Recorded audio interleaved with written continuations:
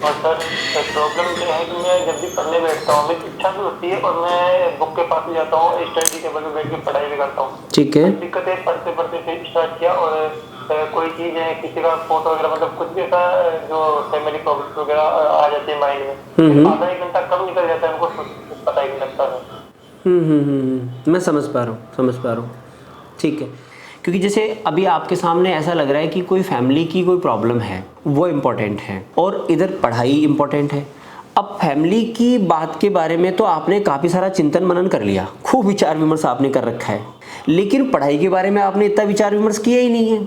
तो आप एक काम कीजिए, फैमिली की कोई प्रॉब्लम है, यदि फैमिली की प्रॉब्लम पहले सॉल्व करनी है तो मैं कहता हूँ उसको सॉल्व कर दीजिए, रोक के मत बैठिए। रोक के बैठने से वो तकलीफ बढ़ती है।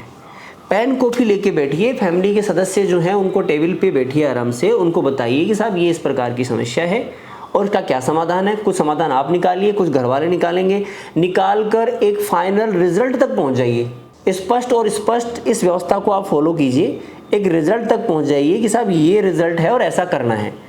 क्योंकि फैमिली इश्यूज़ हैं, हमारे पारिवारिक जितनी भी चीज़ें हैं, इनको अधूरा छोड़ने से ही समस्या होती है। बाकी परिवार तो हर किसी के है, परिवार की बातों को लेकर यदि हम सर पे बैठे रहेंगे तो कब तक काम चलेगा, और यदि सर में वो चलेंगी फिर पढ़ाई तो चलेगी नहीं ना। क्योंकि मैं आपको अभी थोड़ी देर पहले भी क्लियर कर चुका हूँ कि मन और मस्तिष्क एक समय पर एक ही काम करते हैं, दो काम नहीं करते, या तो ये करेंगे या ये करेंगे।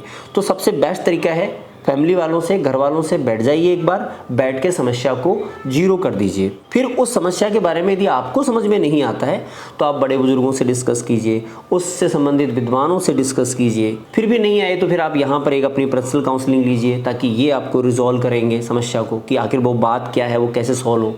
उसको जब तक आप सॉल्व नहीं करोगे तब तक तो देखो वो रुकेगी नहीं, वो चलती रहेगी आपके पास। तो पहले तो आपको समस्या को सॉल्व करना है। दूसरा, फिर आपको जो है जब पढ़ाई करने बैठे तो अब पढ़ाई का ही महत्व रखिए, पढ़ाई का ही इम्पोर्टेंस रखिए।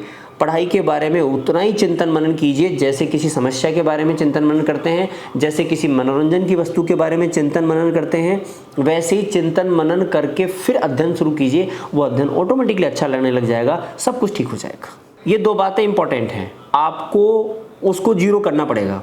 आपको यहाँ से सेट करना होगा कि वो समस्या सोल्व हो चुकी है या फिर मैं सोल्व करूँगा नहीं, या मेरे लायक नहीं है।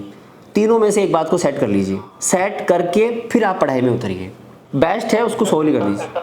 हाँ हाँ बोलिए। इकोनॉमिक कंडीशन ठीक नहीं है तो उस टाइम पे होता है यार पढ़ने में ध्यान देना चाहिए, पढ़ेंगे तो जॉब लगेंगे, फिर थोड़ा कर्ज वगैरह कम होगा, हल्का होगा, ऐसा मतलब ये थिंकिंग चलती रहती है। इसके लिए कह दो यदि ओनली थिंकिंग चल रही है तो इसका तो एक सिंपल सा समाधान ये है, आप अपने आप से एक क्वेश्चन पूछिए कि फैमिली प्रॉब्लम है, फाइनेंशियल प्रॉब्लम है, खर्चा भी है, कर्जा भी है, सारी चीज़ें हैं, लेकिन इन सभी का समाधान क्या है? इन सभी का समाधान आपका जॉब लेना है, राइट? आप जॉब लेंगे तभी समाधान होगा इनका। फिर जॉब लेने के लिए समाधान क्या है? जॉब लेने के समाधान आपका अध्ययन है। और जब आपका अध्ययन वो है, पहला इंपॉर्टेंट वो आ गया, तो इस प्रकार से इंपॉर्टेंट जब आपको सामने आ ही चुकी है तो बाकी चीज़ों को समझदारी से छोड़ दीजिए। देखो ऐसे समझदारी से आपको बात करनी पड़ेगी, यूँ हवा में चलेंगे तो कैसे काम चलेगा। तो ऐसे समझदारी से बात करके उसको छोड़ दीजिए। फिर ये जो थेरेपी मैं बता रहा हूँ वो थेरेपी यूज कीजिए, पढ़ाई को थोड़ा सा वैल्यू दीजिए, पढ़ाई के संबंधित बात कीजिए अपने आप से, उसका ट्रेलर देखिए, आराम से आंख बंद करके। मैं कह रहा हूँ किताब शुरू करने से पहले आंख बंद करके कल्पना करो, 2-5 मिनट 10 मिनट कल्पना करो कि ये टॉपिक पढ़ने जा रहा हूँ, उसमें ये चीज़ पढ़ूंगा, उसमें ये मजा आएगा, और ये चीज़ अच्छी है और ये चीज़ बुरी है, ये उस एग्जाम में काम आएगी। इंपॉर्टेंस को देखिए, जितना आप उसकी इंपॉर्टेंस अपने दिमाग में लेके आएंगे उतना आपको पढ़ाई में मजा आएगा। फिर पढ़ना आप शुरू कीजिए, सब समस्या ऑटोमेटिकली सॉल्व हो जाएंगी।